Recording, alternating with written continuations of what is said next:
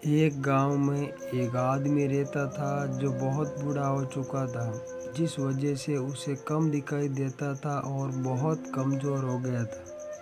इसलिए अपनी बची कुची ज़िंदगी अपने बेटे के साथ बिता सके, इसलिए शहर में रह रहे उसके बेटे के घर रहने चला गया। बेटा एक शहर के छोटे से मकान में रहता था। मकान तो उसका छोटा था, लेकिन उसके अंदर जो चीज़ें थी वह महंगी थी। उस मकान में बेटा, उसकी पत्नी और उनका एक 5 साल का बच्चा, ये छोटा सा परिवार साथ मिलकर रहता था। बूढ़े पिता के आने से उनके परिवार का एक सदस्य और बढ़ गया। ये पूरा परिवार रोज़ सुबह शाम डाइनिंग टेबल पर खाना खाया करता। बूढ़ा पिता अपनी कमजोरी के चलते हमेशा खाने की चीज़ों से नीचा गिरता रहता और कई बार कांच के बर्तन भी टूट जाया करते थे। कुछ दिनों तक बहू और बेटे ने ये सब सहन किया, लेकिन बाद में वे दोनों बूढ़े की ऐसी हरकतों से चिढ़ने लगे। एक दिन बेटे ने कहा, ऐसा कब तक चलेगा, हमें कुछ करना पड़ेगा।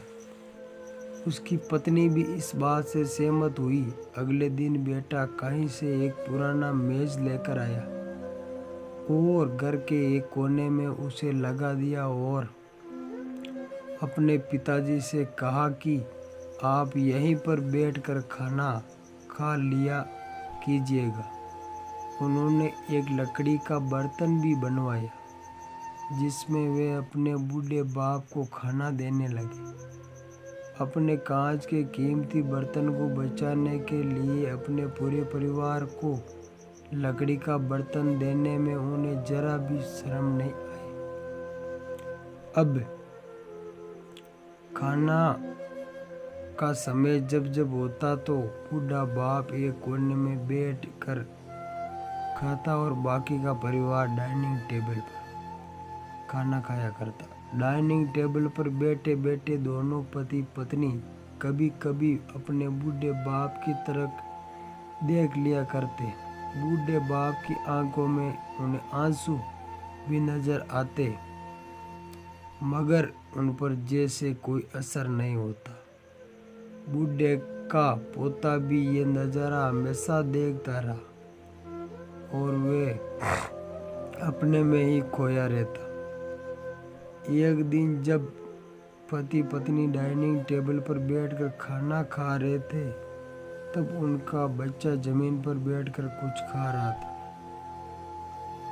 उन दोनों ने बच्चे के हाथ में लकड़ी का टुकड़ा देखा, लेकिन उन्हें कुछ समझ में नहीं आया कि बच्चा लकड़ी के टुकड़े के साथ क्या कर रहा है। जब बच्चे ने अपने पिता ने उसे पूछा कि बेटा आओ खाना खा लो, तुम नीचे बैठ कर क्या कर रहे हो, तब बच्चे ने भोलेपन से कहा, अरे मम्मी पापा, मैं आप दोनों के लिए लकड़ी का बर्तन बना रहा हूँ, ताकि आप लोगों को जब आप बूढ़े हो जाओ तो दिन में खाना दे सकूं। अपने नादान बेटे द्वारा दी गई ये सहज बात दोनों के दिल में तीर की तरह उतर गई। दोनों एक दूसरे का चेहरा निहारने लगे।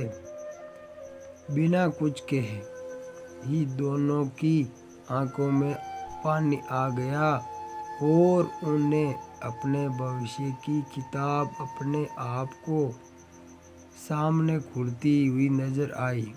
उन्हें समझने में ज़्यादा देर नहीं लगी कि अब उन्हें आगे क्या करना पड़ेगा। अगले दिन कमरे के एक कोने में वे पुराना मेज हट गया और अब बूढ़ा पिता और बाकी का परिवार साथ में मिलकर फिर से खाना खाने लगे।